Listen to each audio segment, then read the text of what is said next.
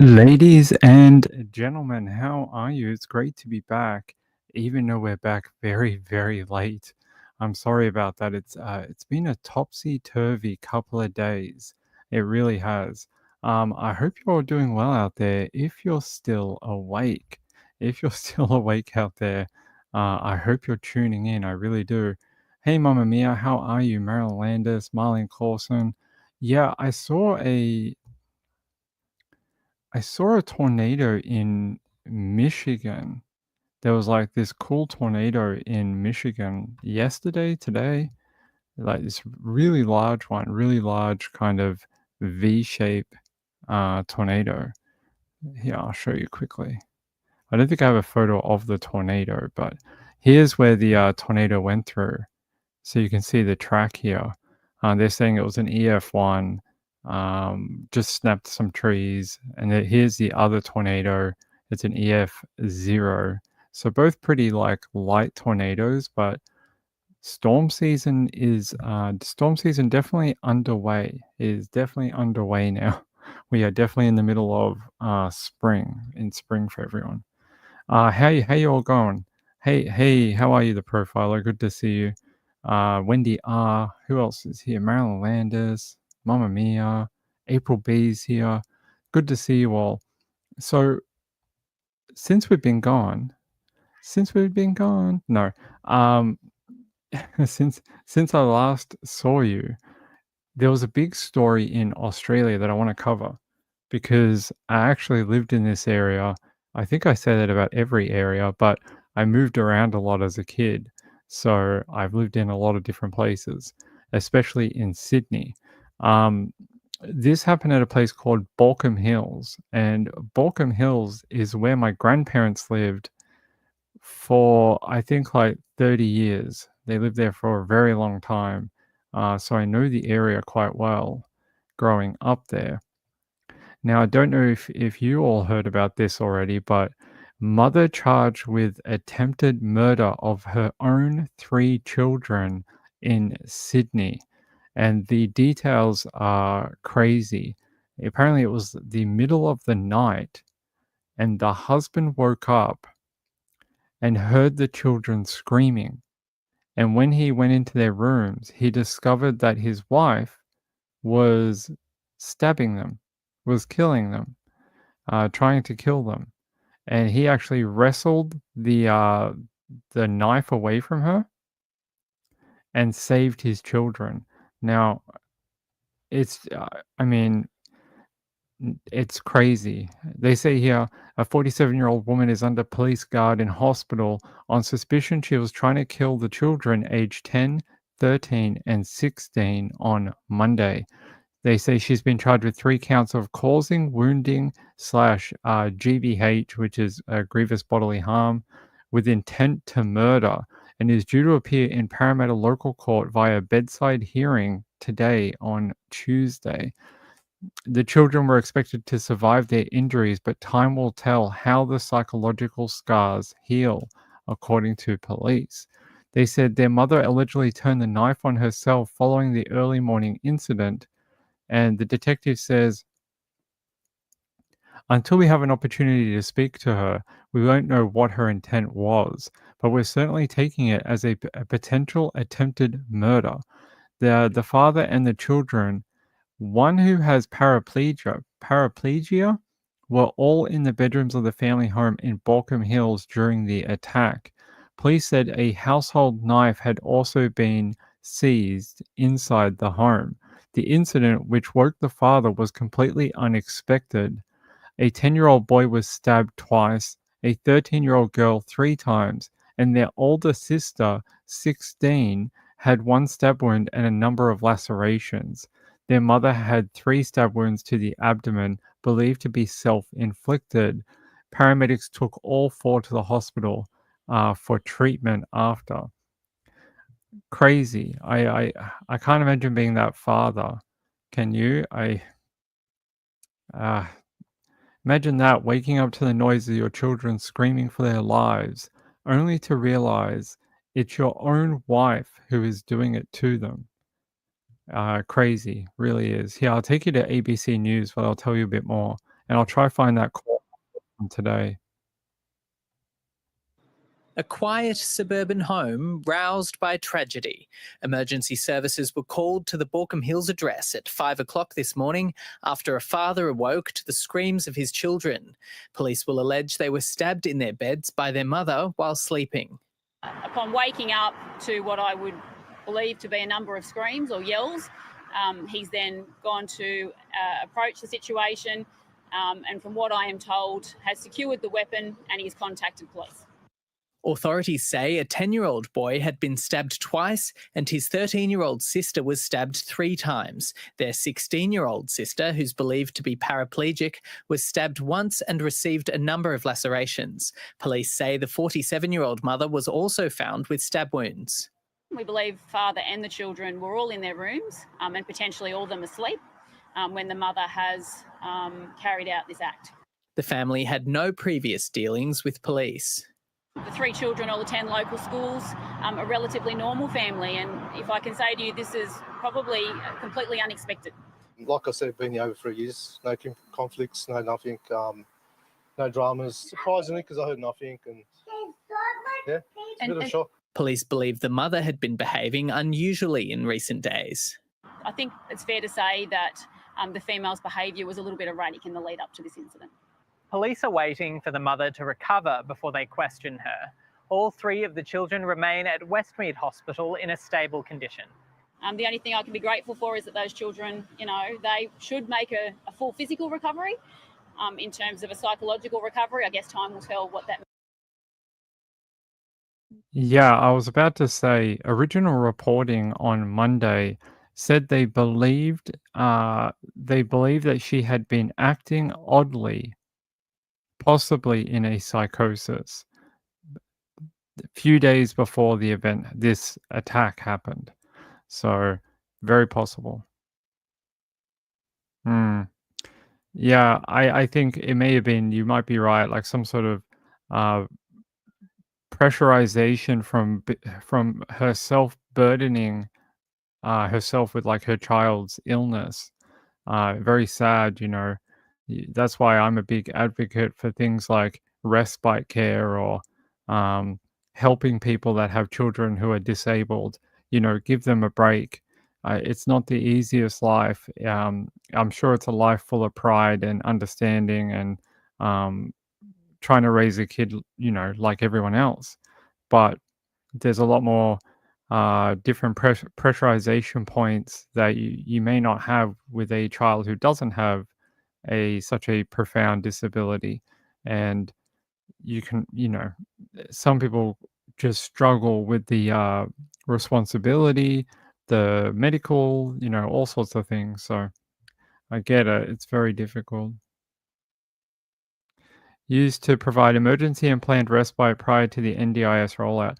Yeah, I'm hoping they're working better now. I'm hoping NDIS provides more of a structured routine of respite, not like, oh, the mum broke down, like for the 40th time this year, maybe we'll finally get her some respite, which I have seen before.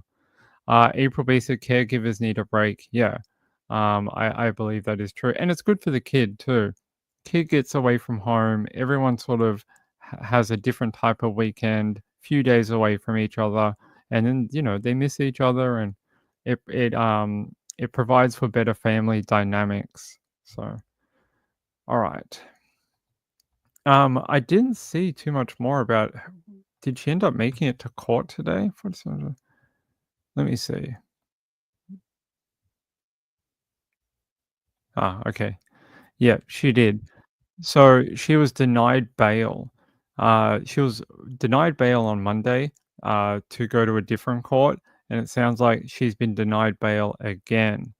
They're saying here, where is it? Yeah, so the case has been adjourned until May 29th, and the mother of 3 did not apply for any bail, and it was formally refused when her lawyer briefly mentioned the case in Parramatta Local Court today. They said an interim apprehended violence order has been taken out by police against the woman, against her family. They say here, the mother is on a path to custody on remand once discharged from hospital, pending a potential bail application. So so this is a local court. They may seek leave to go to the Supreme Court or another higher court to try and get a bail application, because they're pretty serious charges. So they're saying here, footage of the scene showed one of the children being stretchered away from the house with a pink teddy on their lap. It's never what you want to see in true crime. Never what you want to see. Yeah, she'll be on remand at least for now. We'll see. It's fine. It's all good. Yeah, so I think she can take leave to go to a higher court since she was only in Parramatta local court today. So she may do that with her lawyer at a point in the future. At least for now, she's in custody. Wendy R said, where would she go if bail can't go home? So that would be part of the bail application. She would need to provide an address where she wasn't under the same roof as the children during proceedings. So maybe like if she has her own parents or another relative, she would not be able to go back to the family home. Even if they didn't have the apprehended violence order, I think due to the injuries and the crime, the magistrate would not allow that under a bail review. They would not allow that even without the AVR or whatever they call it now, AVO. So bail means you're out of custody. Remand means you're in custody. Remand in jail, yeah. Wendy R says you could never trust her again. I think it says to me that mum may have had some issues for a long period of time, but everyone maybe ignored it or learned to live with it, not knowing that sometimes this can be the end result of ignoring declining mental health. So I would like to see a histology done on her mental health, a backdating of where did this all come from? Is it postpartum, which it could be. The children are quite old, but that doesn't stop a woman from spiraling for years. So normally the danger zone is between 1 and 3 years post birth or postpartum, but that doesn't mean she didn't have it postpartum and then continued to break down over time, and then we end up here where we are today. So I would like to see the histology on that. Profile said, put me in segregation for a few hours. April B said she needs to spend a bit of time in a mental hospital at some point. Definitely needs some sort of help, I think. There's something going on in the background there. It's not excusing it, because I think if we had a dad under a similar circumstance, I hope that we would have the same compassion and same outlook and not be like, he's just a murdering scumbag. And we would look at it and be like, well, what kind of pressures has he been under too? So, yeah, I think there must have been something definitely with the children, maybe with the health issues or something. Rachel said, sounds like a serious mental health issue. I find it a bit odd that the family noticed her demeanor change 72 hours before the event, but didn't contact anyone to help her. They just sort of dealt with it. I think that's a good lesson for everyone, that things can go from 0 to 100 very quickly, especially when someone's showing signs of moving out of their normal, emotions, demeanor, the way they are every day. Sometimes people need help quickly.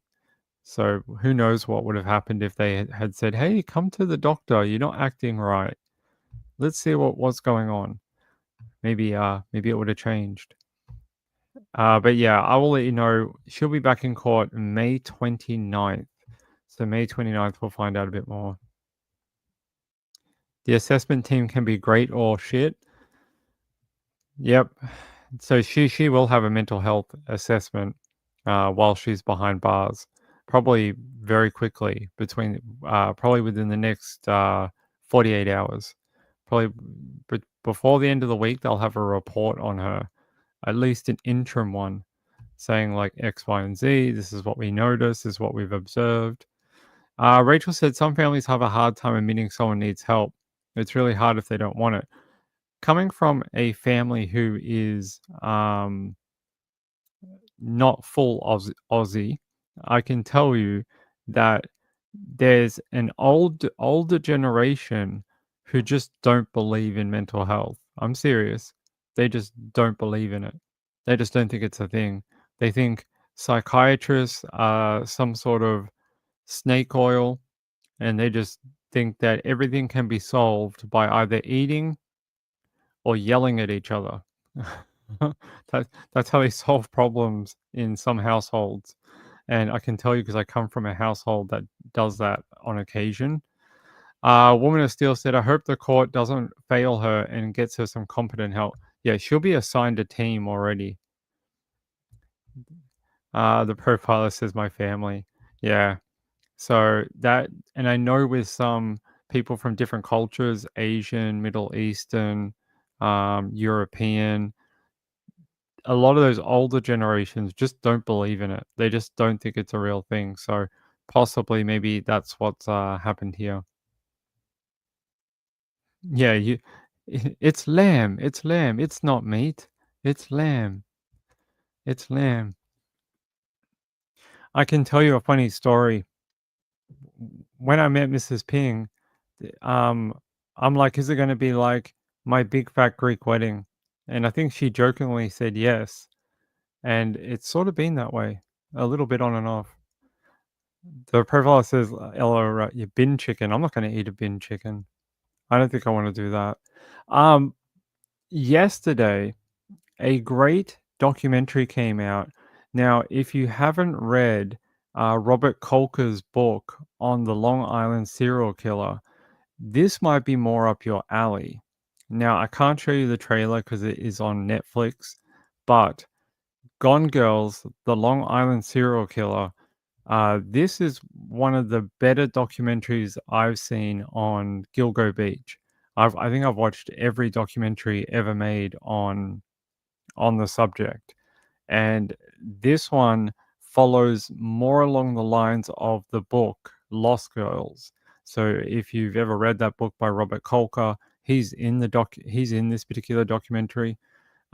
This follows more his trainer path. So it comes from the background of the girls. So you find out more about who they were, you talk to some of their relatives, what they experienced, and if you ask me, it was very well done. Um, yeah, if you can't read a 400-page book and you think it's a bit dry, I would suggest watching this. It's not quite as in depth as the book is, but it does have some updated commentary from Robert Kolker that I think is worth a watch.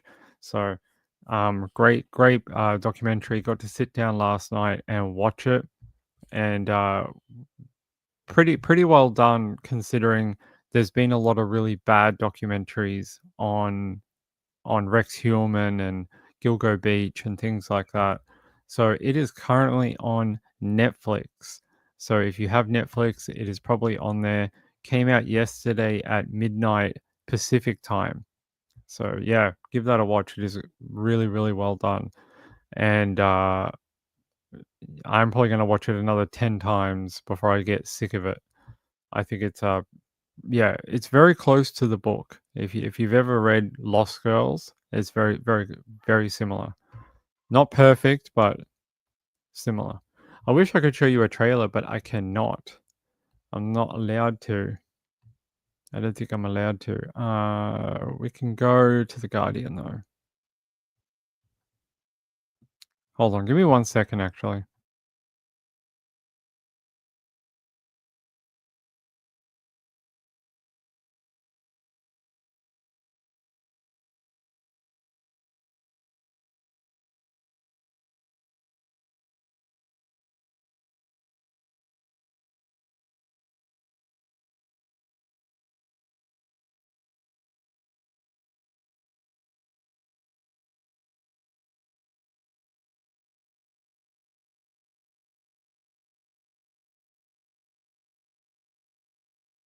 All right, there we go.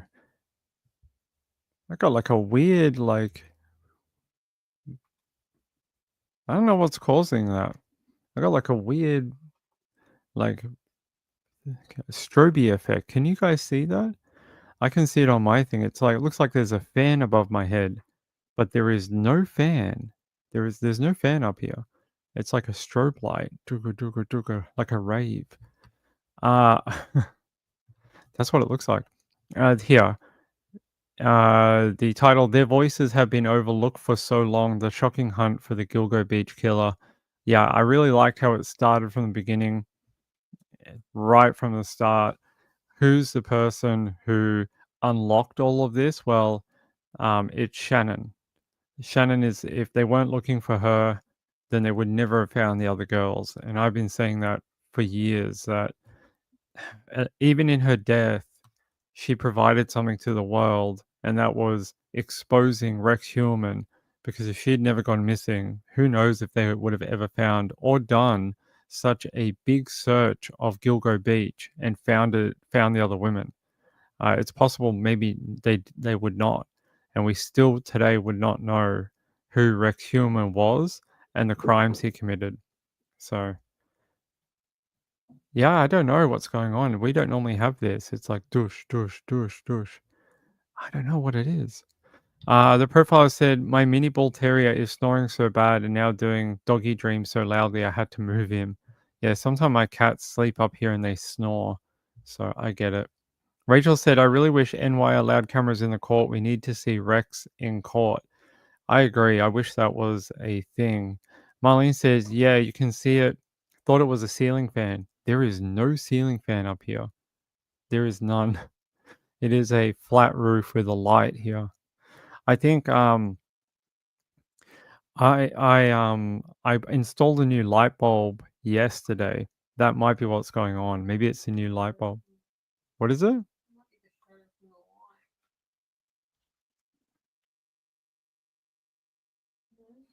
I don't know. Must be coming from that light though. The profile said, yeah. Yeah, it's a great book. So Robert Kolker, they're saying here, yeah, so there was another Netflix adaptation of Robert Kolker's book called Lost Girls, but I don't think that was a very good adaptation of his book at all. I think that was more a story of Shannon's mum. I think that's more what it was. I don't think it was a. If you've ever read the book, it doesn't focus just on Shannon, which Lost Girls sort of does. Here, what does it say? Yeah, I wish we could play it, but we cannot. Anything interesting I can tell you about here?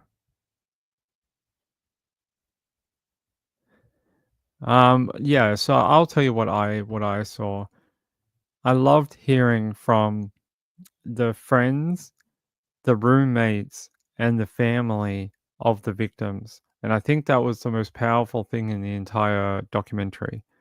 To hear what they went through, to hear the phone calls they got from allegedly Rex Heuermann is chilling, the things he said to them. Now, we'd heard about these phone calls, and some of them had been talked about before, but in this documentary, they go much further into depth about what happened on those phone calls.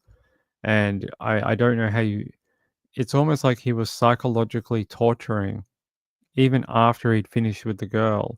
He was torturing their family as well. Marilander says, hey, how are you? So yeah, give it a watch if you haven't yet. Put this on your list. There you go. There's the thumbnail for it. All right. All right. I think someone sent me a. Where is it? Oh, where is it? Someone sent me a Amber Alert, and I'm trying to find out where I put it. Ah, it's here. Okay. Sorry, I have many places that people send me things. Oh, that's interesting. Hey, April, are you here? Is April here? April, you know that Amber Alert you sent me? that person that posted it deleted the post, so maybe they were found. That was only like under an hour ago, but that post you sent me is gone. It says this post was deleted by post author. So it sounds like it's here, let me check the Amber Alert.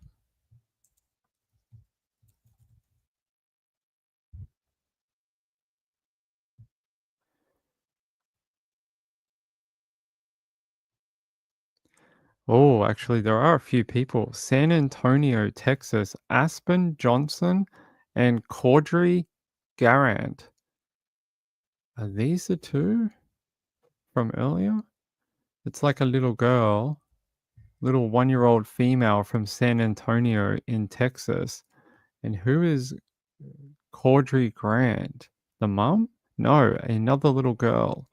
So a 1-year-old girl and an 11-year-old girl, both missing from San Antonio in Texas. Okay, this was only like 50 minutes ago.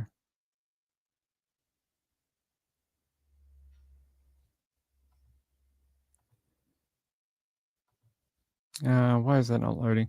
Here, child abduction from San Antonio, Texas. Suspect vehicle is a white 2013 Chevy Silverado with Texas LP JCH 5569 or black 2023 Chevy Corvette with Texas license plate SDN 4760.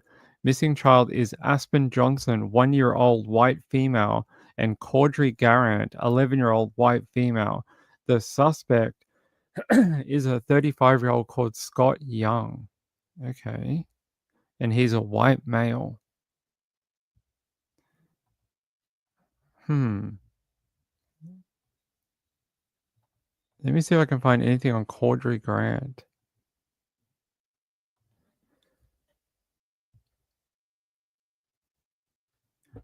Guys, entertain yourself for a second. Hold on.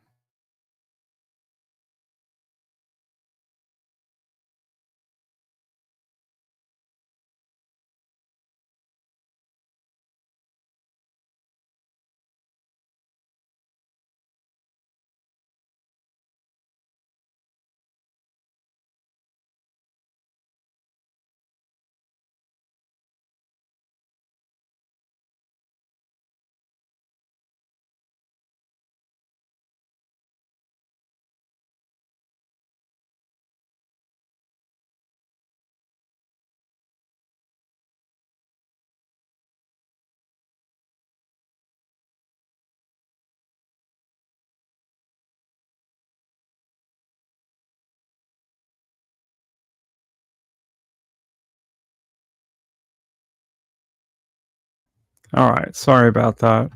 Let's see. Amber Alert issued for missing children in San Antonio. The Texas Department of Safety said it was actively searching for the 1-year-old Aspen Johnson and 11-year-old Caudry. Authorities said the two children were last seen with the 35-year-old Scott Young and 30-year-old Lee Sanford. The vehicle they are known to drive is that white 2013 Chevy Silverado and the black Chevy Corvette. All right.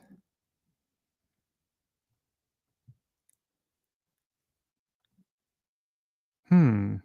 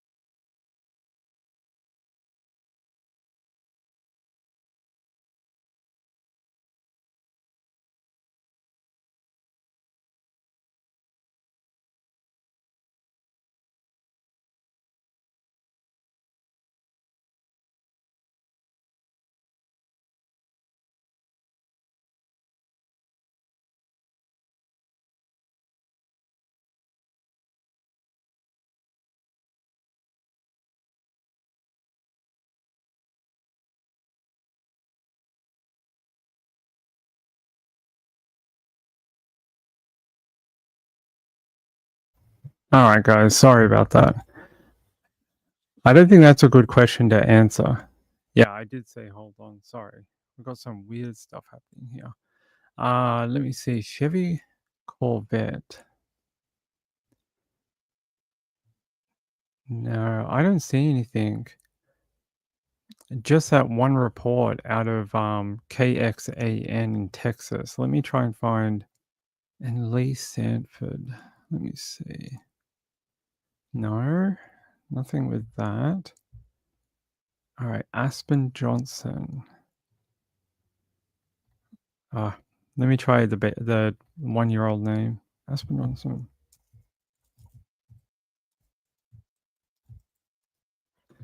San Antonio. No.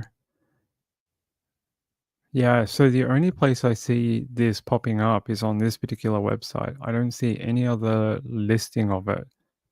Let me try and search the other child, 11-year-old Caudry Garant. Nope, that one doesn't come up either. Nothing on the Google for that one.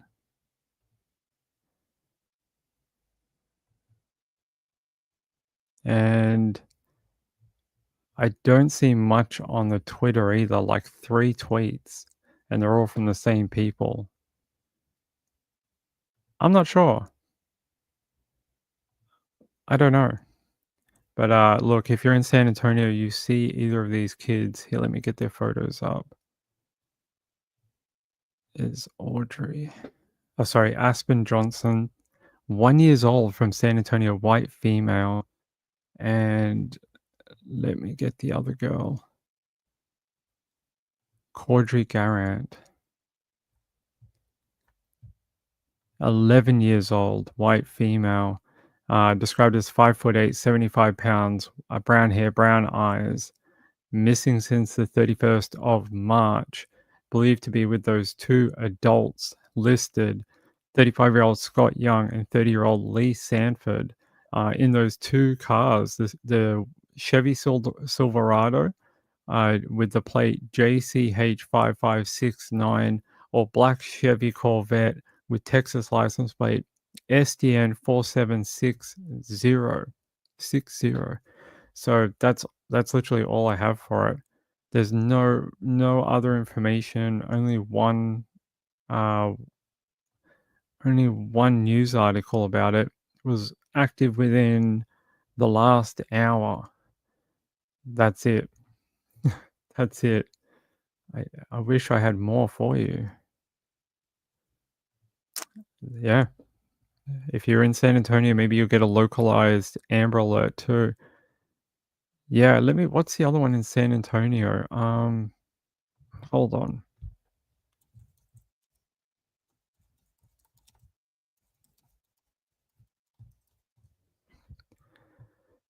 WOIA and KSAT, maybe they have it.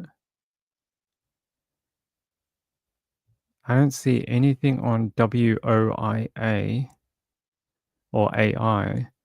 What about KSAT? Nothing on KSAT either. Here, I'll show you. So KSAT's normally pretty good with this type of thing. But yeah, I don't see anything on here for the missing girls. Yep. Only the original one we were on. Let me go back to their front page. 1 hour ago. Okay. Yeah. Just this one. KXAN. They are the only ones. All right. 5'8". Let me check. No, 4'8". 4'8". 4 foot 8 inches tall, 75 pounds, and that's for the 11-year-old. I'd be very concerned if a 1-year-old was 5'8". I'd be like, what are you feeding that 1-year-old? That is a very tall 1-year-old. There's no height or anything, I don't think, for the baby. No, just a 1-year-old.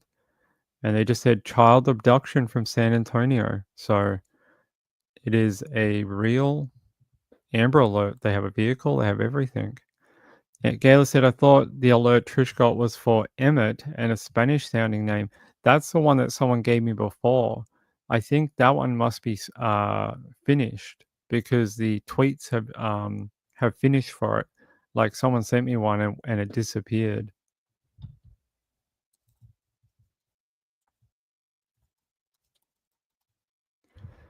Let me check. Amber Alert.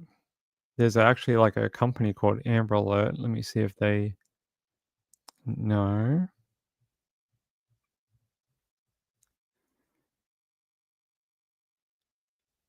Apparently, there were 5 different Amber Alerts in 3-hour period today in Texas. Wow, that is a lot of Amber Alerts. Here, yeah. Is it this one? 5-year-old Emmett Castilleja? Castilleja? Did that one get resolved? Just trying to see if that one got turned off. Nope. So this is the other one that someone sent me. Emmett Castilleja. Castilleja is the way I'm going to pronounce it. And let me check on here. Yeah, people are still searching. I don't think they have got rid of it. I don't think it's been turned off. Sounds like they are still missing out of Rockdale, Texas. Rockdale, Texas. Here, let me upload this missing poster of them.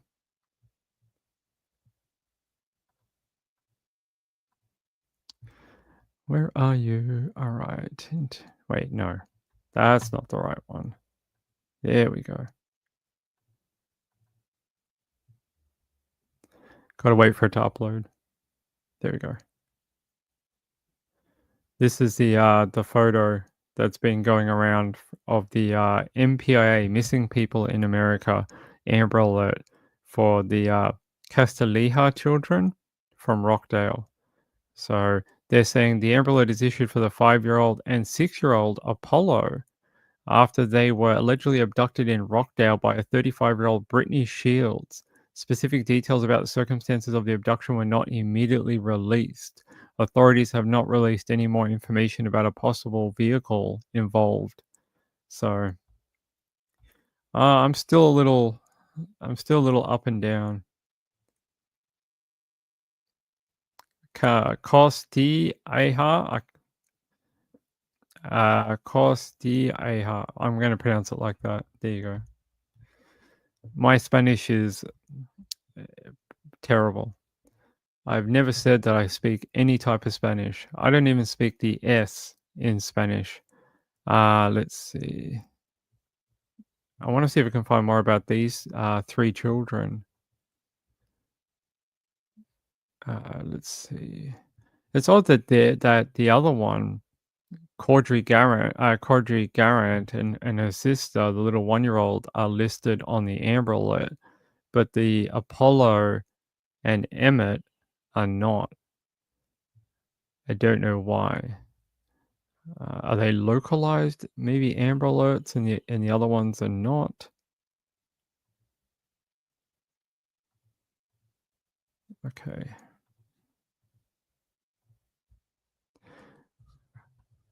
Let's go to KWTX. Maybe they know more. No. Okay, they do know a little bit. They said they were last seen with the 35-year-old Brittany Shields on Rice Street in Rockdale. That's it. So 2 very vague Amber Alerts tonight that are not giving us much information. Yeah, there's that other one.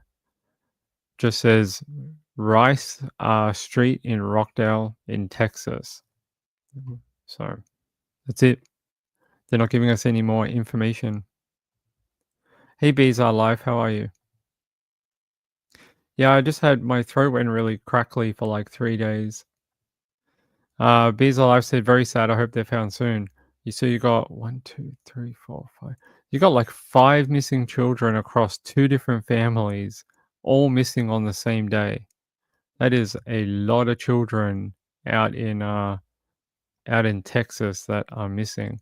But I would like to know why the other ones are not on the National Center for Missing and Exploited Children, and why the other 2 are. Like, I'll show you here. Aspen Johnson and Caudry Garrett are listed here, and so is Sophia Franklin, but the Apollo and Emmett are just not. All right, let me check here. Aposto.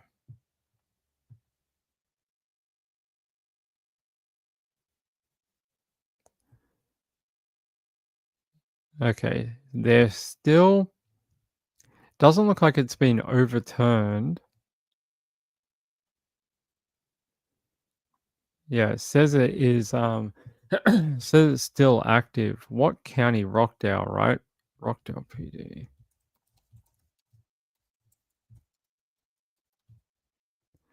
Wonder if they've got a Facebook page.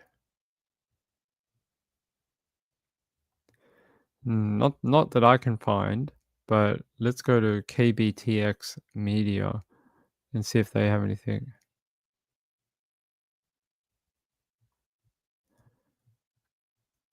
I don't see any update for an Amber Alert on KBTX either.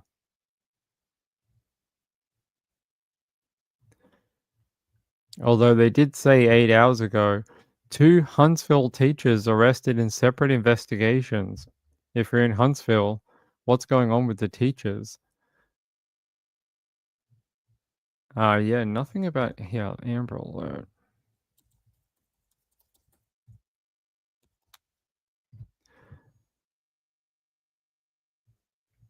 I'm just checking the latest on here.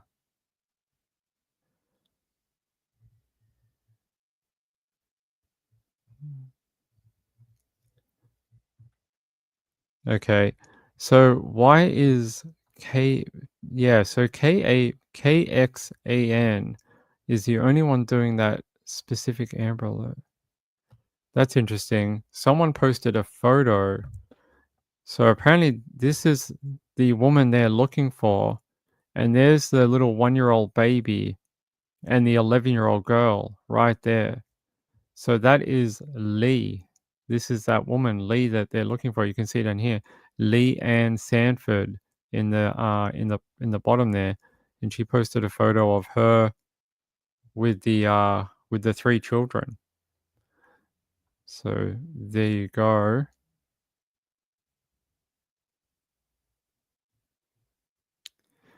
Yeah, let's look up her name. What is it? Lee Ann Sanford.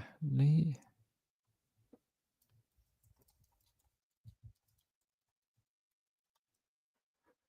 Let's see if she's got anything on Facebook.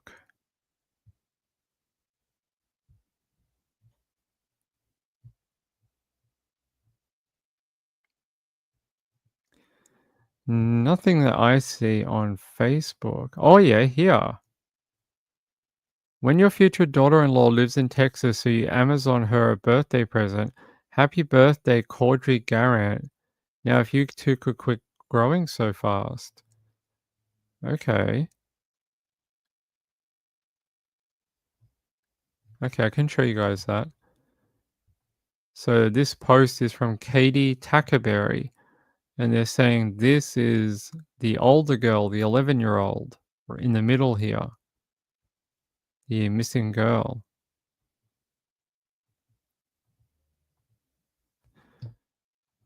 And you can see here, Caudry Garrett. So, and then Lee Ann Sanford. So that's the other name. There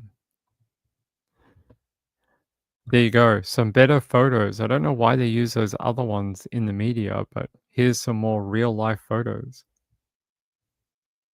I don't know. It doesn't give us a relationship. I'm guessing mom. But why would they not have the same name, Johnson? And then like one of the children, yeah, so Aspen, the 1-year-old, has her last name. No, wait. Is it? Or is Ping being crazy? No, Sanford is her last name, right? And then the children's last name is not that. So Garant is one of them, and the other one is Aspen. Doesn't sound like the same last name as her. Foster mom? Could be something like that.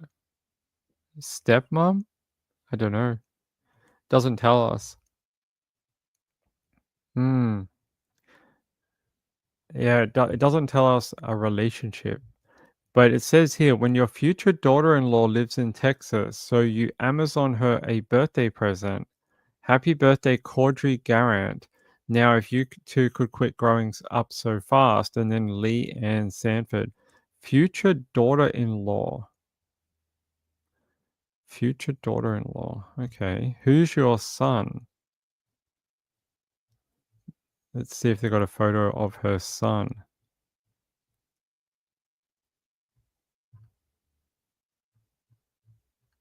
What was that other name we were looking for?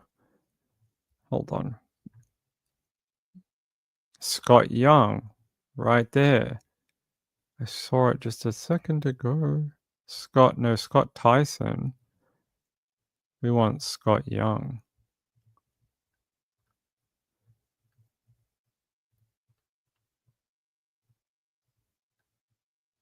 You would think she would have posted something like about her son. All right. See all photos. Does she have anything of a older? There's a pregnant lady. Let's see. Who's this? Don't know who that is. A dude.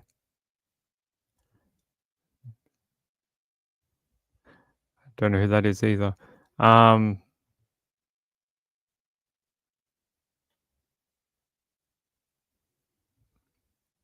Okay. No idea, guys. But this person's at least connected to the family somehow. How? I don't know. Lee Ann Cooper Sanford? No, that's not her. Molly Lee Ann Sanford, her children and her family. Molly Lee Ann Sanford? Texas Tech University? Maybe. But at least we had Jared Sanford and Lee Ann Sanford. The arrival of my new nephew, Daniel. I don't know if they're related. Lee Ann Sanford. Eastern Kentucky. I don't think that's the right one. All right. Couldn't find it, but we did find some photos of the missing 11-year-old girl. Angela says, shocking how many people leave their Facebook open like that.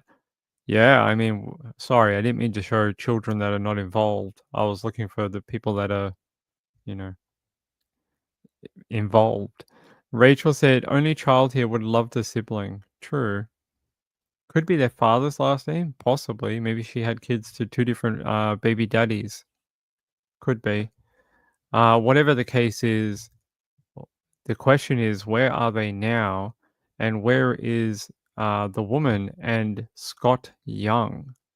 Where are the both of them? And why are they running with Caudry Garant, the 11-year-old, and the 1-year-old baby? What would cause them to take off like that? It's a very unique spelling of Caudry too. Oh, Ken's 5 just posted their own article finally. There we go. A photo of Scott Young. There's a photo of Scott Young on that bottom left-hand corner. Here, authorities are searching for the missing 1-year-old Aspen Johnson, 11-year-old Caudry Garant. They were last seen 5 p.m. in the 5400 block of Timberhurst, just west of the Leon Valley, near Teasel and Grissom Roads in San Antonio. The suspects are the 35-year-old Scott Young and 30-year-old Lee Sanford. DPS said they're believed to be driving that white 2013 Chevrolet Silverado or the Chevrolet Corvette. There's a photo of both those vehicles. There we go. Good work, Kens. And what here? They describe Young as 5 feet 11, weighs 210 pounds. Sanford is 5'1", weighs 138 pounds. The suspect's relationship to the children is unknown. It's also unclear if the missing kids are siblings. I don't know that question either. I suspect there's some sort of relationship there. April said, I don't use my fake book, but it's locked down. Good work. Good work that it's locked down. Hold on, guys. I'm going to check one more place. Hold on.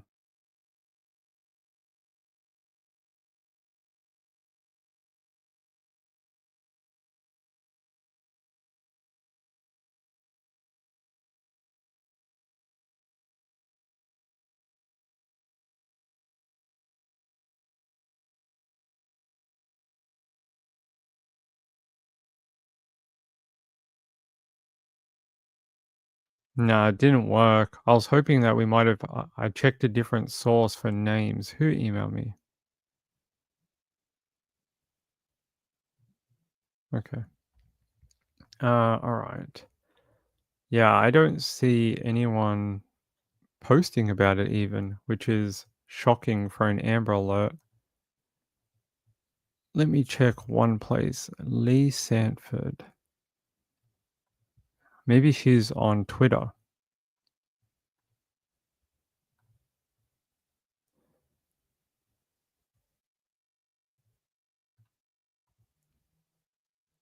No, I just see the Amber Alert from the news station that we already did. Scott Young. Yeah. All right. There you go. Latest photos for you of that Amber Alert. April said, I don't know how you fit 2 kids in a Corvette. It'd be very hard, right? It'd be pretty difficult to fit an 11-year-old and a baby. Could you fit a car seat, like a baby 1-year-old car seat in a Corvette? I don't know that you could. I think that would be. Let's look it up. Can you fit?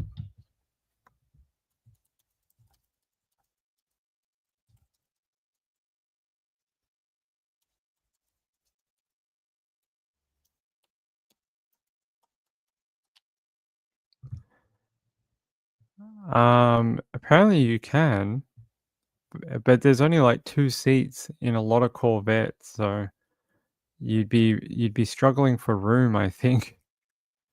Yeah, so there's only 2 seats. It's a 2-seater car. So I don't know how you'd fit another child, an 11-year-old, and either the husband or the partner.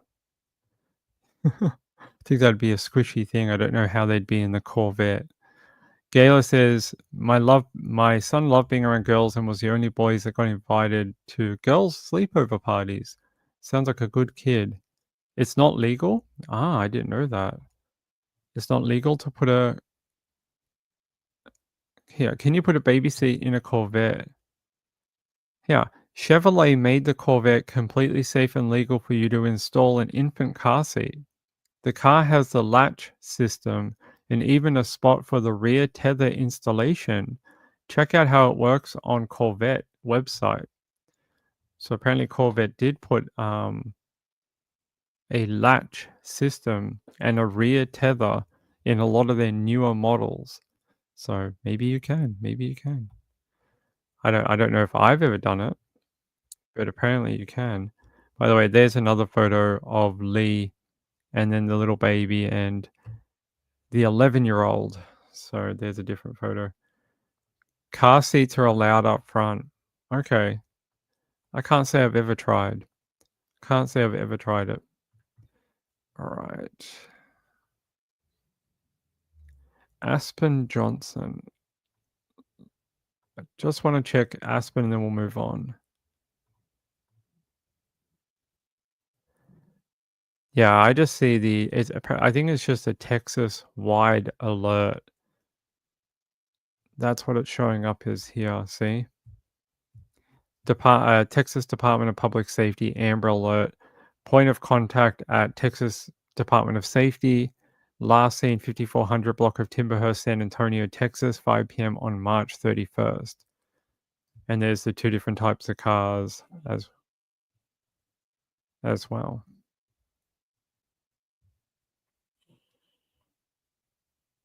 All right, one sec.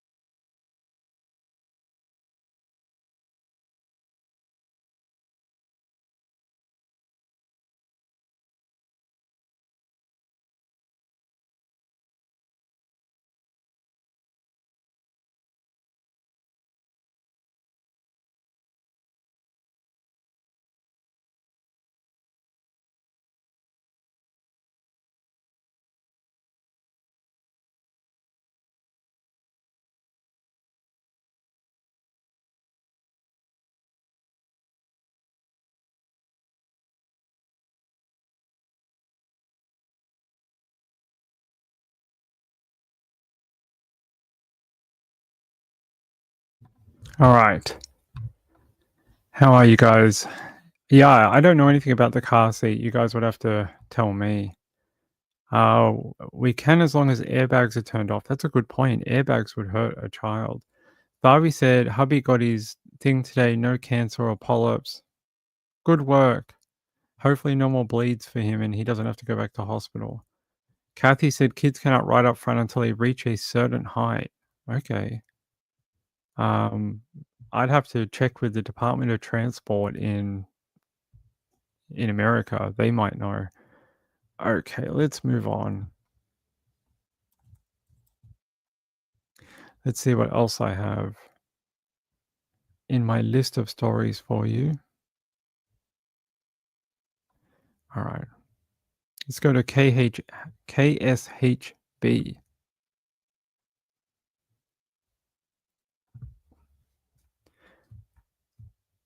They say in Harrisonville, police asked for help in locating missing woman and daughter. There you go. You can see their photo. Missing for weeks, so the baby's name is Rosemary Murphy and the mom's name is Christy Pollington. They say police in Harrisonville, Missouri are asking for the public's help in locating a 43-year-old woman and her 18-month-old daughter. Police say Christy and Rosemary were last seen on February 14, 2025 at a home in Harrisonville. A month later, on March 15, a relative notified police of their disappearance. The relative told police Pollington doesn't have transportation, hasn't checked in, and her cell phone number no longer accepts any calls. Last week on March 20, Rosemary's father obtained a temporary emergency ex parte order for temporary custody of Rosemary. Pollington is described as 5 feet 10 inches tall with brown hair, green eyes, olive complexion, and a preference for thick-framed reading glasses. Anyone with information about the whereabouts of Pollington and Rosemary should contact Harrisonville Police. Hold on. Christy and Rosemary. Okay. Let's see if we can get a bit of information on it. No.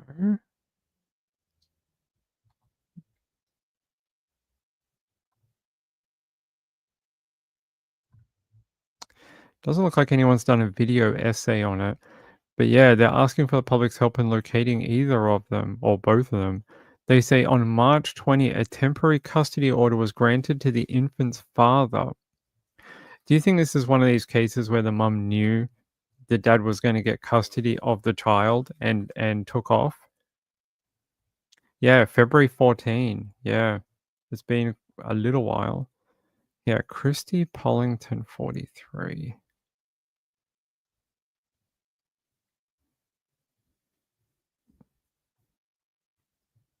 Apparently, the Missouri State Highway Patrol has a thing for her.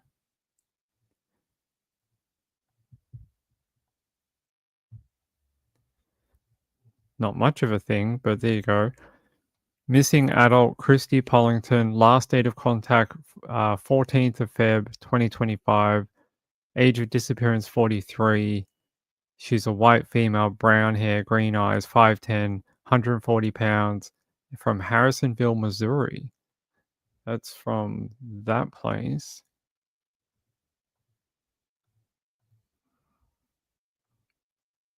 I'm going to check Fox News. Not Fox News, actually. Yeah, that's it. Not too much more information than that. The fact that the dad got granted temporary custody is very interesting.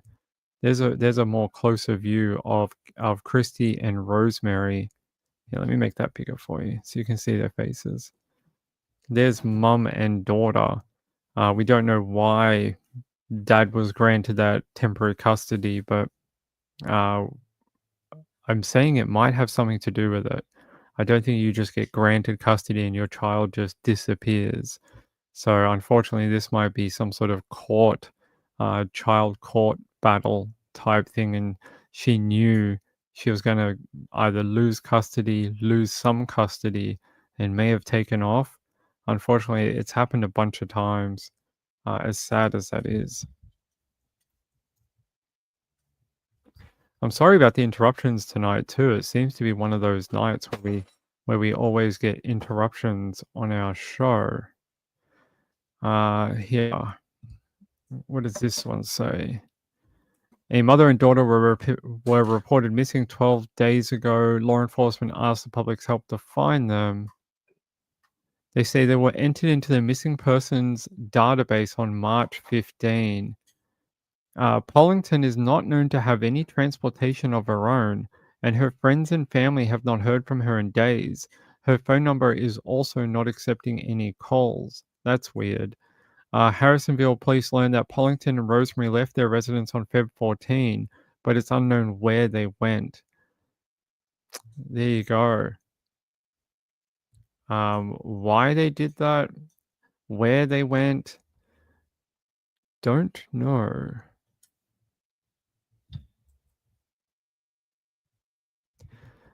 Harrisonville Police Department 4 days ago. Okay.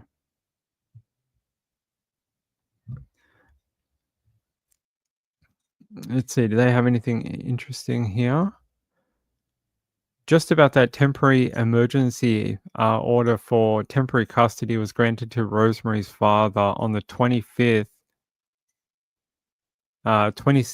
of March. That was confirmed. HPD officers were able to confirm that Christy and Rosemary left a residence in Harrisonville, never to be seen again. Let's check the comments.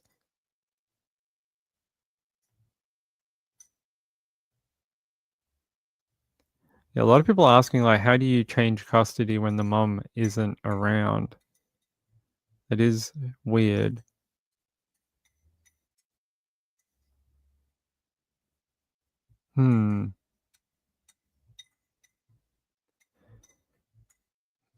Yeah, people are saying maybe the custody thing was before the court like months ago, and it only just got heard while they were missing, which maybe is why they're missing, to stop dad from getting any custody.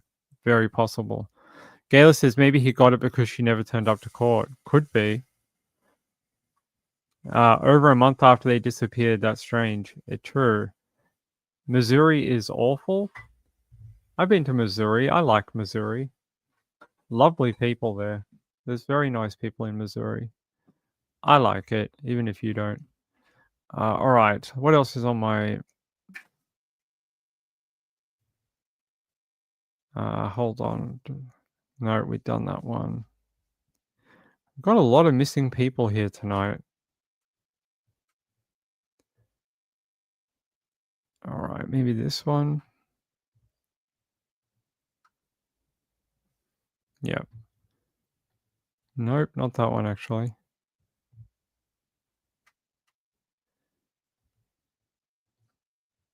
A Pearl River man previously convicted for sexually abusing a child was found guilty yesterday of molesting his then girlfriend's 8-year-old daughter. That happened back in March of 2022.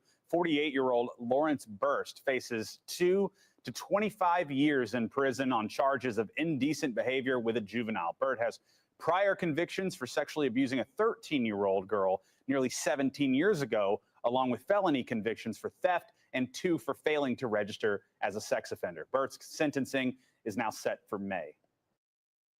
Well, topping news tonight at 6. Women make up roughly half of the U.S. population, but only about 12% of women are police officers.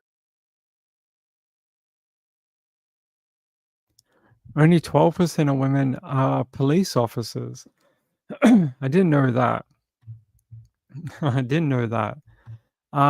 Yeah, so his name is Lawrence Burt. He's 48 from Pearl River. Was found guilty of indecent behavior with a juvenile under the age of 18. That juvenile was his girlfriend's 8-year-old daughter. They say the St. Tammany Parish Sheriff's Office responded to a residence in March 2022 after the mother of the girl reported that her boyfriend had been touching her daughter inappropriately. Authorities took the child to the Children's Advocacy Center, Hope House in Covington, for evaluation and an interview. During the forensic interview conducted by Callie Huggins, the child revealed that Burt had repeatedly sneaked into her room and touched her inappropriately. She stated that she tried to lock him out of her room, but he would fuss at her when she did. The child felt too frightened to tell her mother, fearing that Burt would harm her family if she spoke up. That's very sad. Initially, law enforcement struggled to arrest Burt as he had quit his job and left his residence. However, they later found him in an apartment complex in Slidell. Despite Burt's claims that the victim was lying, the jury found him guilty. He faces a potential sentence of between 2 to 25 years in prison. He has a history of SA, including previous convictions for abusing a 13-year-old girl, theft, and 2 counts of failing to register as a convicted sex offender, according to the DA's release. He is scheduled to be sentenced in May of this year. What a brave little girl to talk to the investigators. I mean, that must have been very difficult for her. Let's see. Glad that was a very quick turnaround too. Here's a photo of the creep, in case you didn't see it before. There's a photo of him, this guy. Registered SO, and now he's done it to the girlfriend, his girlfriend's child, who was 8 years old. Somehow we already let him out into the wilderness once. I hope we don't do it a second time. That 2 to 25 years, I hope he gets the 25. Also trying to say that the little girl was lying. I don't think little children lie about things like that. Yeah, also, during the investigation, the child's mother informed investigators that Burt often stayed up late watching pornography and playing video games. She also noticed that it appeared Burt had tampered with the lock on her daughter's bedroom door after the daughter tried to lock him out too. So he broke the lock on her door to get in there. Gross. 12% of police are women. There you go. Gail said, sorry, if it was my daughter, he wouldn't have got this far at trial. I would have sorted him out myself. Brutal story. There he is, though, in all his stupidity and predatorness. Here's another photo of him in his prison uniform. They say here the Louisiana DA's office stated that upon being interviewed by the forensic interviewer, we already did that. Afraid to tell her mom. Yeah. So the officer said Burt had the prior conviction for SAing a 13-year-old girl when he was 31. He also had 2 convictions for failing to register as an SO, as well as a conviction for theft. Sentencing for the most recent case will take part in May. Okay. There you go. Let's see what he gets in May. Hold on. Why does that look like that? There you go. Sorry about that. It looked like he was staring at you with those eyes. Why is Scott Peterson playing games in general population? I have no idea. Kathy Lynch says Slidell is a small town right before you get to New Orleans. Okay. Let's see. All right. I just wanted to check on a missing person case. I want to see if she has been located. Yeah, they found her. Thank God. So there was a 71-year-old woman that was located. Yeah, here. This woman here. She went missing in, where is this? Now I'm not sure. Olathe? Where is Olathe? Oh, in Kansas.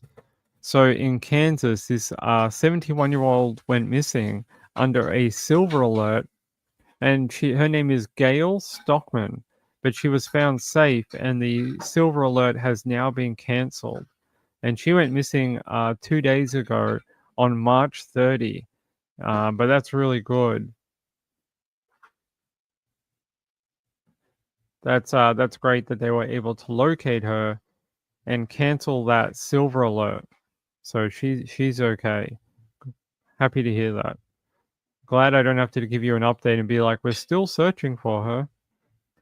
Let me check any of my others.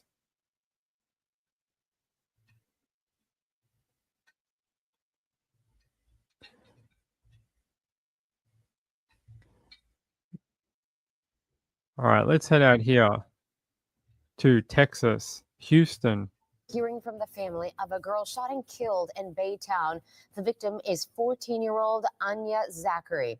The shooting happened this afternoon just outside of an apartment complex off Village Lane. The suspect, a 13-year-old who is now in custody. KPRC 2's Devin Clark spoke to the godmother of Anya.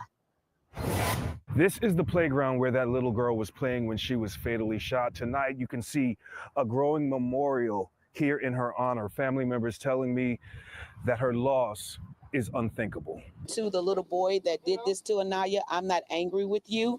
I'm not upset with you, but I want you to know that I forgive you as of tonight, and I put you into the hands of the Lord. Powerful words coming from Sonia Stanford. She says she's the godmother of 14-year-old Anya Zachary. She was a sweet kid. She was an A honor roll student, never had no problems. Yes, ma'am, no, ma'am, thank you, no, thank you. This was a sweet baby. Stanford says Anaya had been living with her for about a year. That is until today, when Baytown police say she was gunned down at this playground in their apartment complex on Village Lane. It's very difficult. When I say difficult, it is very hard. It's like I'm still in a state of shock. But because I trust God and I know who God is, I'm kind of dealing with this. The suspected shooter, a 13-year-old boy and fellow schoolmate at Baytown Junior Middle School. I asked Perez, did Naya bully the little boy on the bus? And she said, no, Mom, but they never did get along. Today, it seems the discord took a turn for the worse. Her and the little boy got into it on the bus, and he got off the bus. He went home. He came back. He went home again. Anaya came in and asked me, Tia, can I go outside? Then Stanford says the boy came back with a vengeance. And he went home and put on all black, put on a black mask, and came back and called my baby's name, and he shot my baby 4 times. Shot a young girl 4 times for nothing. Really, really nothing. Ridiculous. Hold on. I just want to grab. Yeah. So they're saying the Texas boy 13 charged with murder after allegedly shooting a classmate 14 on the playground. So Anya or Naya or Nanya or Naya Zachary 14 was shot 4 times by the 13-year-old boy at her apartment complex playground on Friday. And then you can see here they put up like a memorial for her. There you go. And they say here she was shot 4 times by the 13-year-old boy from her school at the playground outside an apartment complex in Baytown, Texas around 4 p.m. on Friday.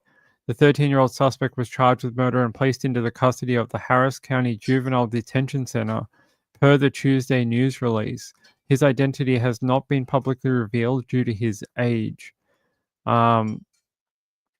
They say 2 Goose Creek Consolidated Independent School District students were involved in a verbal argument on a school bus.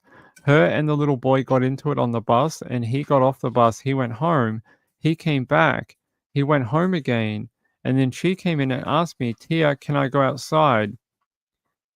He went home, put on all black, put on a black mask, and came back and called my baby's name, and he shot my baby 4 times. She tried to turn around and run, and he shot her twice in the back, and that's when she fell. He shot her 2 more times. Apparently, she was transported to a local hospital where she was later pronounced deceased. The Harris County medical examiner ruled her death a homicide and noted that she had 2 gunshot wounds in her torso and 1 in her right arm, according to documents provided from the court. Additionally, a nearby female bystander who was with her baby also sustained an injury from the shooting. The 2 were transported to the hospital where they were cleared of any injuries. They say the case is still under investigation. According to the girl's aunt, Janet, said that the 14-year-old moved to Baytown from Louisiana for a better life. As hurtful as it is for us, her mother, who lives in Louisiana, we had to send her child back in a body bag. Janet also said she believes the boy's parents should face consequences. And she says that little boy didn't go purchase that gun. That little boy didn't go next door and get the gun. He didn't get the gun off the bus. For him to go home and get it, he knew it was there. Stanford shared a similar sentiment, saying, I'm very disappointed in his parents because your parenting skills are not right at all. But as far as for the little boy, I forgive him. You should have put your weapon up. So your 13-year-old son wouldn't have got the gun and shot my child. I am very hurt. I am very disappointed. It has not been determined yet if the parents will be charged over the murder. I think you got to, on improper storage of a firearm, something.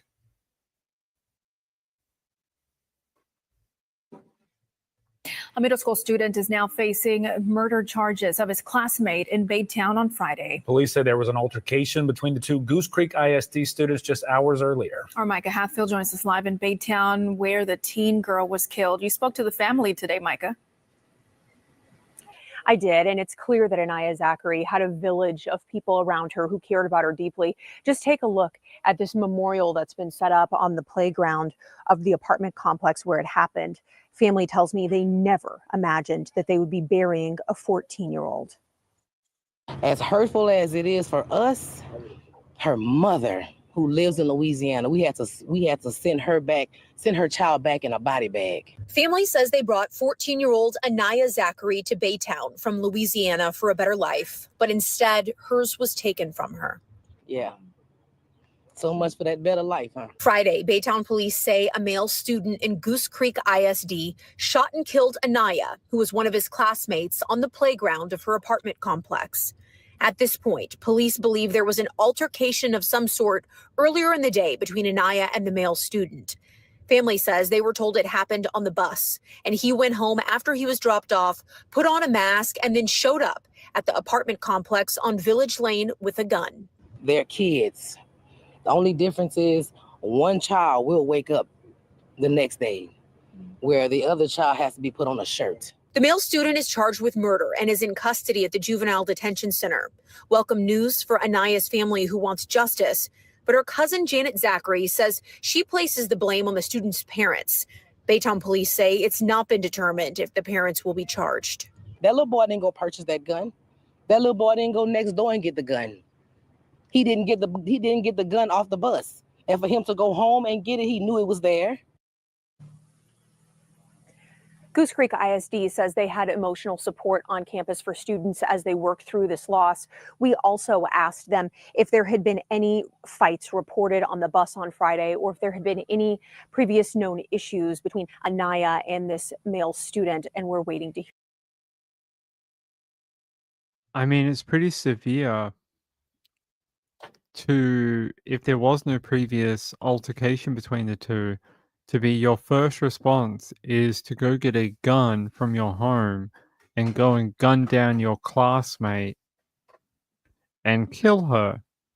You really do have to ask the question, what is going on at that child's home for this to be his dispute resolution process? What kind of parenting has gone on here? I hate to call out the parents, but you're the legal guardian for that child. Ain't no one else here that can be responsible but you. So you have to ask the question, should they be charged over that girl's death? Now, we've seen it in other cases recently where parents have been charged because of their children's actions, especially with shootings. It'll be interesting to see if the local PD charges that 13-year-old boy's parents with any type of gun crime, improper storage crime, murder even maybe. I Hate Morning says, it's amazing me how many parents think if they teach their kids about gun safety, the kid won't do something stupid. Teenagers are all about making stupid mistakes. That's right.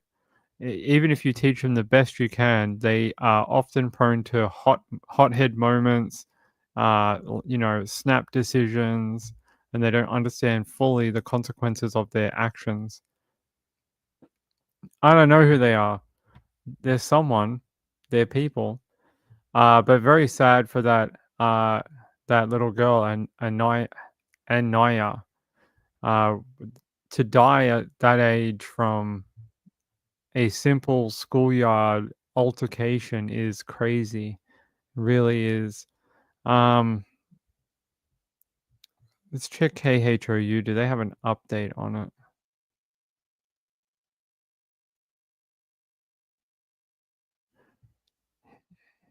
Here's a little bit of footage of her, actually, the girl.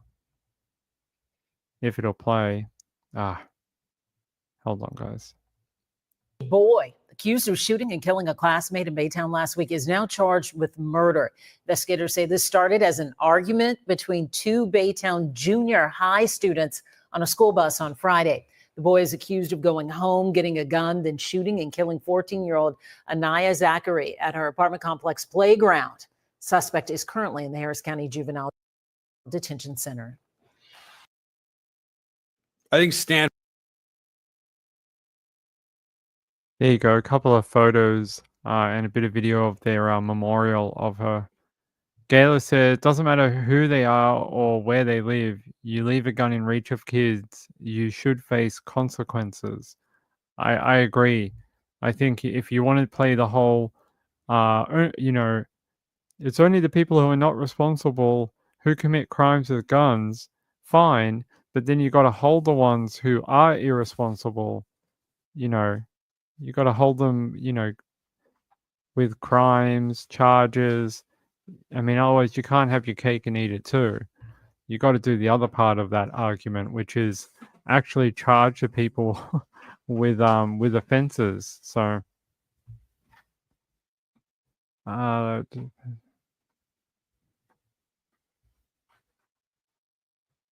wow. They say here in West Michigan, a family hopes soldier missing in Lithuania is found safe. A West Michigan family says their son and brother is the fourth soldier crews are looking for after 3 others were found dead in Lithuania. Officials say the team was attempting to repair and tow a military vehicle. Robert Collins remembers that his son, Troy Smith Knutson Collins, seemed to be destined to work with machinery from a young age. How did he go missing? Yeah, Army officials said on March 25, an M88A2 Hercules crew assigned to the 1st Armored Brigade Combat Team, 3rd Infantry Division, was sent out to retrieve a tactical vehicle that had broken down during a scheduled training in Lithuania. They say Collins said he spoke with his son briefly the Sunday before the mission. For 34 seconds, that's not normal, but his wife called me, and to me, he has a family and children. I'll wait, and it looks like I'll have to wait a long time. The armored recovery vehicle was found on March 26, officials say. It was under approximately 15 feet of water and mud. The 6-day operation to free the 63-ton vehicle took more than 150 personnel from the U.S. Army, Navy, Poland, and Lithuania, both service members and volunteers. Collins said the family appreciates the international effort during the search, as well as how the Lithuanian Minister of Defense and Army personnel has treated them during the recovery.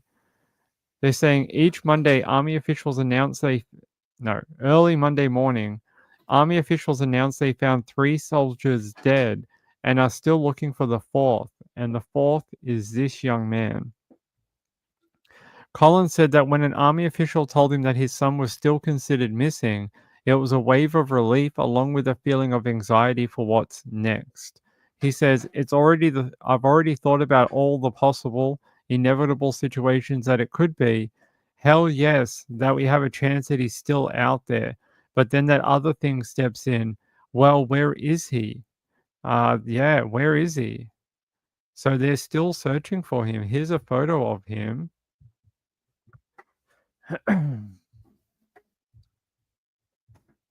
Looks like a nice young man. Serves his country. Let's see. Troy Smith. Let me see if I can find anything else about Troy Smith.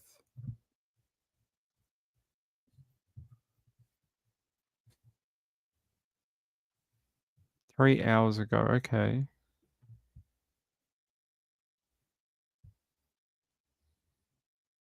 Will it load? I don't know if this video will load for us.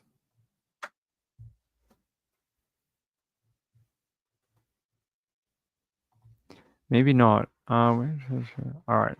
Let me search their YouTube channel because I want to watch it now.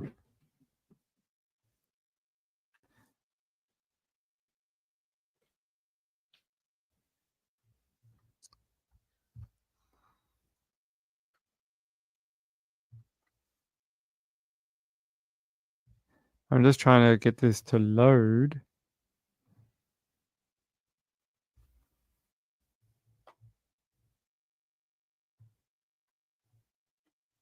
Here we go. Early this morning, 3 American soldiers were found dead after nearly a weeks-long recovery effort to find their vehicle in a peat bog after the team disappeared in Lithuania. A West Michigan family says the 4th soldier that officials are still looking for is their son and brother. News 8's Josh Sanchez with more from the Kalamazoo studio and the efforts to find that soldier. Josh. Family says Sergeant Troy Smith Knutson Collins is the last missing service member that crews are looking for in a training area in Lithuania tonight. The tragedy has brought together family, service members, and volunteers across several states and countries together to one spot more than 4,000 miles away.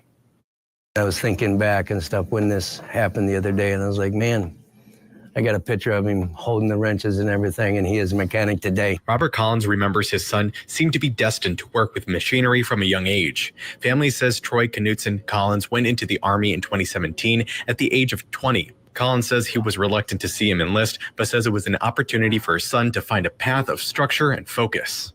And he even grew more as a man, and a man that I totally respect. He has just turned out to be awesome. Now a sergeant and a father of 5, family says he's stationed in Fort Stewart, Georgia, the same installation that the 1st Armored Brigade Combat Team 3rd Infantry Division calls home. Army officials say on March 25, an armored recovery vehicle, an M88A2 Hercules, was sent out to retrieve a tactical vehicle that had broken down during a scheduled training in Lithuania. The M88 was found the next day. Officials say it was under 15 feet of water and mud. The 6-day operation to free the 63-ton vehicle took more than 150 personnel from the U.S. Army, Navy, Poland, and Lithuania. Well, I hope they find him. I hope he's not dead or drowned or under the vehicle or whatever. It sounds like a nightmare though. That many people, 150 personnel were trying to work on this particular mission. It sounds awful. Sean said they must have tried to get out. They must have. Oh, are you talking about Guthrie? Yeah, I did see that. I don't know what's going on there. I have looked a little bit at it. You been there? You can't get out of them in water. Oh. Well, you would think then they would have known that they found 3 soldiers in the vehicle, but there's no 4th soldier that they found yet. If he was contained within the vehicle, you would have think they would have already found his remains, but so far he is still missing. Still not around. I will keep an eye on that because if they can find him, that'd be great. That'd be a great news story for everyone, his family, great feel-good story that they can bring at least one of the soldiers home. Yeah, Virginia Guthrie Epstein and Prince Andrew accuser in hospital after bus crash. What bus was she on? Yeah, she looks very sick. Look, there's a photo of her. What bus was she on? This yes was, but I think it's important to note. She says that when a school bus driver comes at you driving 110 kilometers an hour, as we were slowing for a turn, no matter what your car is made of, it might as well be a tin can. So it sounds like the bus hit her. Jeez. Western Australian police earlier said they had not been able to locate a crash involving a bus and a car that occurred the last few weeks. I want to see that see if we can find that press conference.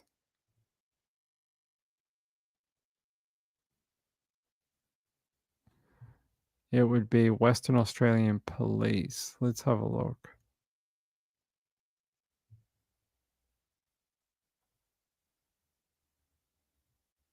No, that's not it.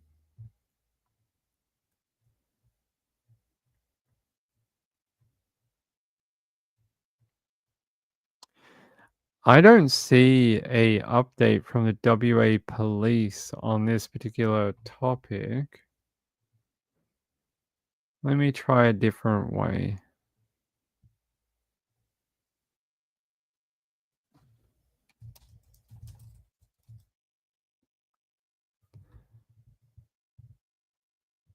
No, I'm going to look at ABC News since that came out of Western Australia. I'll see if they've commented on it.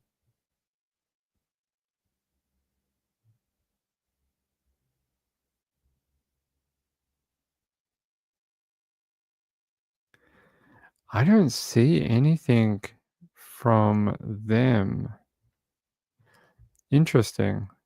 You would have thought this would have been much bigger news. Yeah, I don't see anything from them.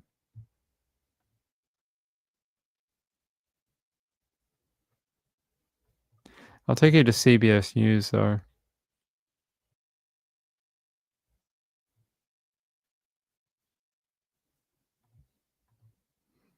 Bruised.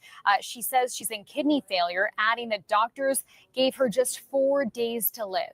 Today, Jules, her representative, says she suffered a serious accident and also confirms Giuffre is still receiving medical care in the hospital.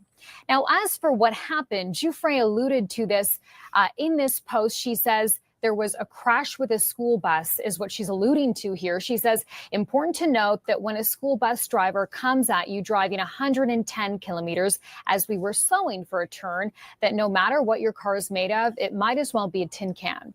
So at this point, Jules, still unclear where the accident happened. But I can tell you that in 2022, the BBC reported that Giuffre lived in Australia with her husband and 3 children. I want to show you that Instagram post again because it goes on to say, I'm ready to go, just not until I see my babies one last time. But you know what they say about wishes. Just to give you some context and background here, Giuffre, she is one of the most prominent accusers of convicted sex offender Jeffrey Epstein. Many people. So, yeah, the article I can see says that they just, not that this crash was only minor, they can't find a crash in Western Australia between a car and a bus anytime recently that would cause these type of injuries. So what is actually going on? I don't know. I don't know if this is all some sort of AI, fake news or something, or she's trying to like fake her own death. I don't know. I'm not sure. But here, let me close some windows.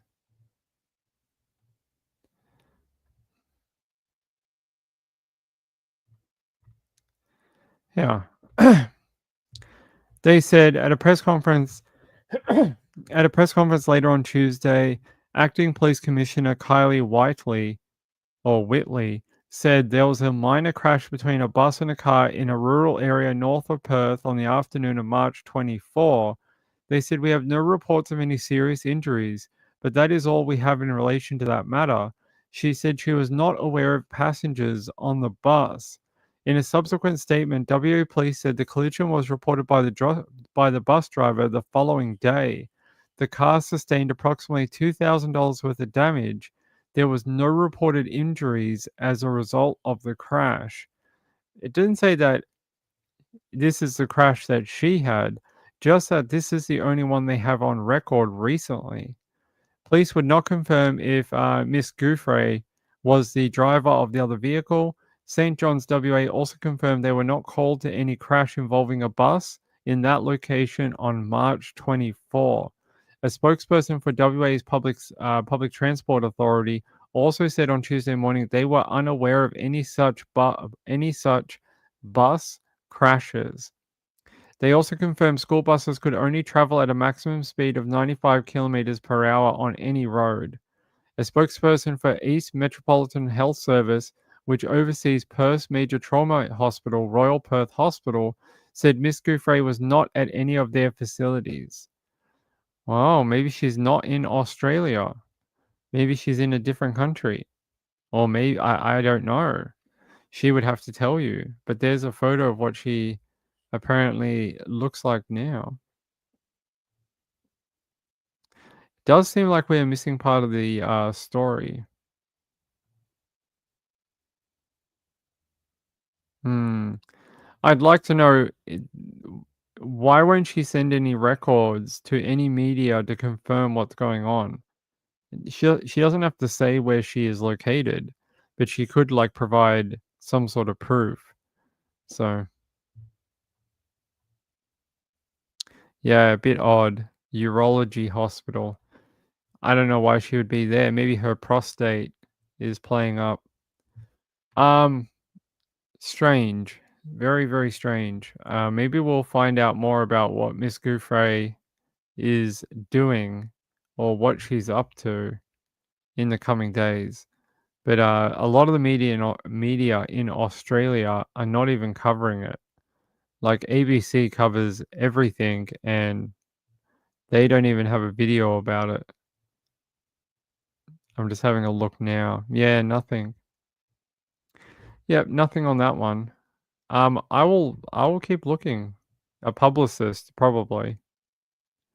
The bruises look older. She does look like she's been in some sort of bad situation.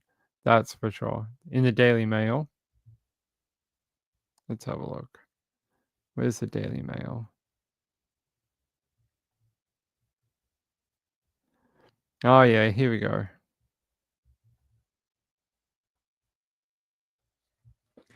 They say mysterious police twist over Jeffrey Epstein victim Virginia Giuffre, saying she only has 4 days to live after she was injured in a bus crash. I'm just trying to figure out anything here. They're saying here, police in Queensland and WA have no record of any crash happening with a bus that would match the description of these injuries. Let's see.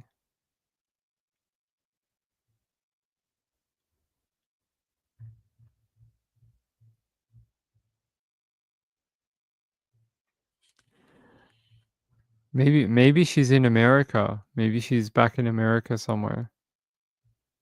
But yeah, I don't see anything here.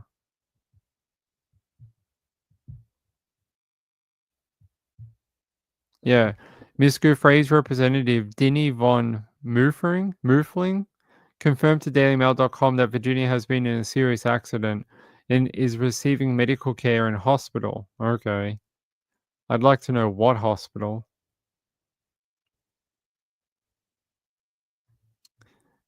Yeah, apparently they won't confirm any of the details, and none of them match any crashes in Australia, in Western Australia or Queensland. So, I don't know. Well, I'm guessing we're going to find out pretty quickly whether this is true or not.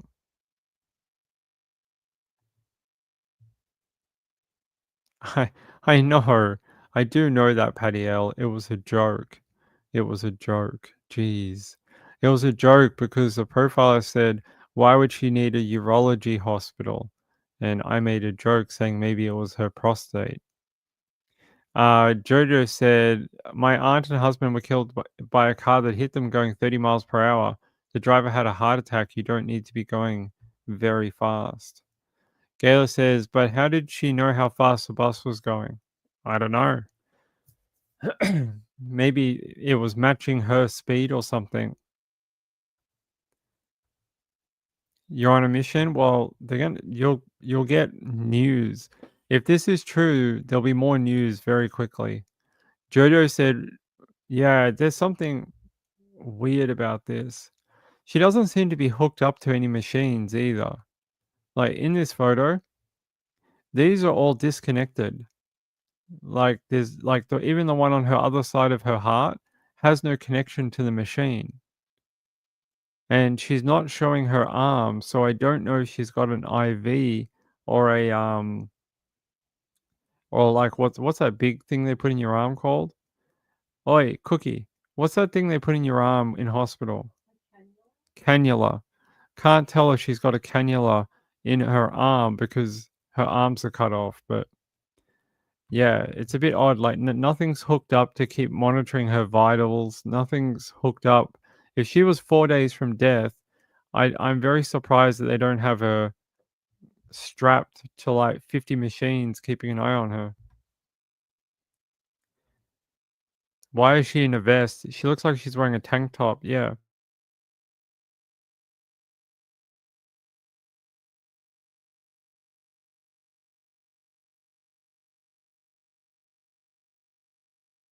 Sorry, my friends, I had to yawn. She looks sad. She looks something. I don't know if sad's a word, but she looks something. I don't know what it is. Look, I'm not saying she's not sick. I just don't know what's going on. Patty L said they may have sent her home, perhaps. No, if you look behind her, that is a hospital bed control panel right behind her head here. That's the thing that they go up, go down, throw you out, all that. Lindy said, why isn't she in a hospital gown? Yeah, that is a bit odd. Rachel said, something is very off with this. I agree. Sad is what came to mind. I almost wonder if the picture has been edited because of the way she's deliberately lying very still and giving a like a flat angle of her face. I wonder if some of this has been like amplified. I don't know. Just the feeling I get from looking at the photo. Could be real though.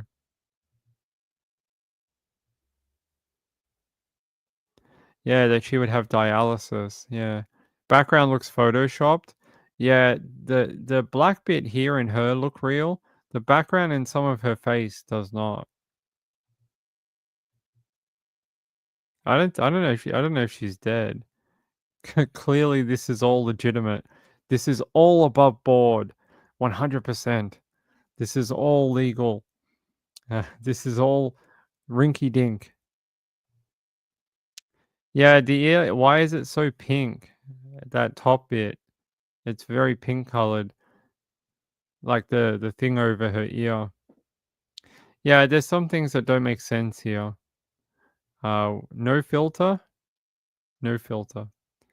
Yeah, there's something off. I don't know what's going on, but yeah, maybe we can look at this.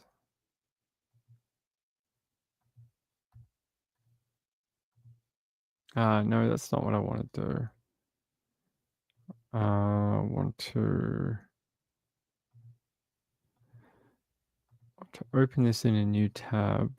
I want to... No. Hold on, guys. I'm going to put you guys here. And then I'm going to do this.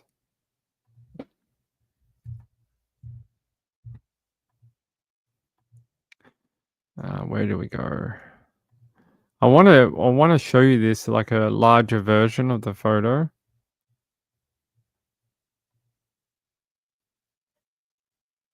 If it'll open up my...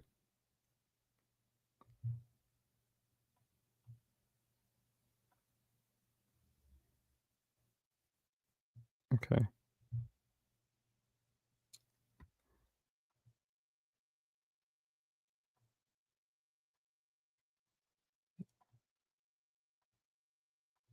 Okay, let's upload this version for you. Then you guys can discuss all you want.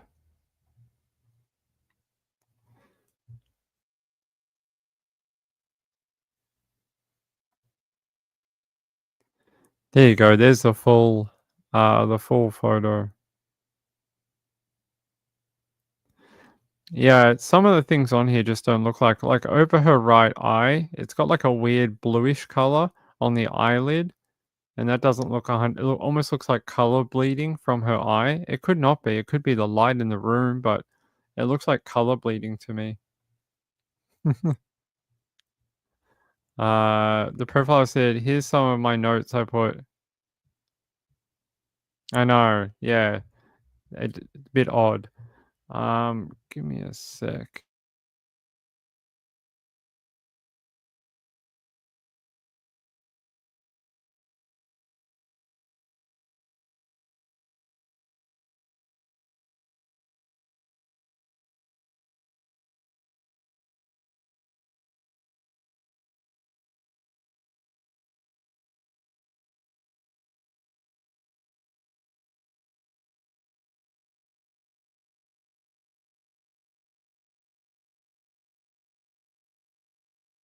All right, there you go.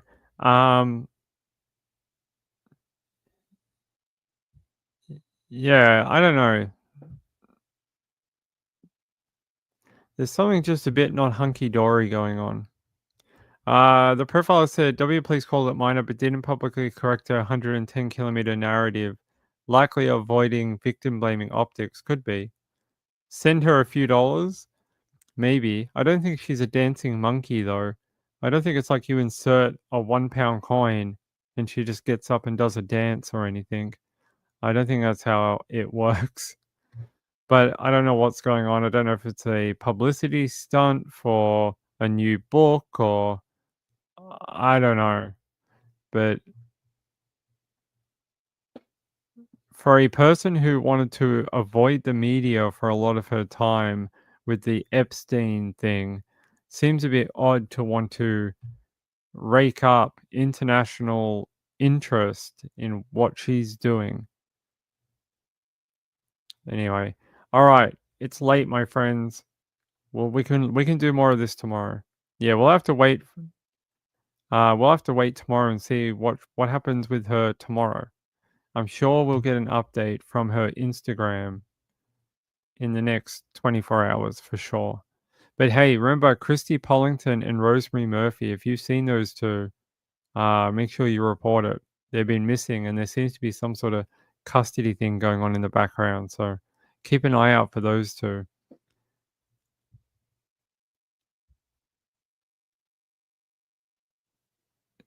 Yeah, well, I'm sure we'll find out. Gayla says, woo, I was just typing, is she releasing a book? Yeah, that's what I was wondering. Lindy said, they've never unhooked those leads till I'm ready to go home. I guess she's special. Yeah, there's a whole bunch of things that don't match up. So we'll see. We'll see if we get an update tomorrow about Virginia. Okay? Hey, I love you all. I love you all. Days are counting down until we go to the trial. Only a few weeks to go now. We are really starting to get close to the day. So tomorrow night there will be no normal show. I'm filling in for Trish on Web Sleuths with Insightful One. So tomorrow we're doing a joint show across both channels, but don't stress out. We'll be streaming on Web Sleuths and on this channel as well, on both at the same time. So look forward to that. And I'm not sure how many days we're doing that. It could be 1, it could be 10. I'm not sure, but we will be doing a couple of joint shows over the next couple of days. So, Retired Aaron said, thanks, Ping. We appreciate you. Thank you very much, my friend. Yeah, I will victim shame. I'll see you tomorrow. I'll see you all tomorrow, okay? Have fun out there. Don't do things like we read about. I don't want to have to read stories about you on the internet. 10:30 Eastern, yes. And yeah, watch that documentary. Watch that documentary, Gone Girls. Go onto Netflix and watch. As soon as I get out of here, turn on Gone Girls. It's very good, very well done, okay? Love you all. Good night. Bye.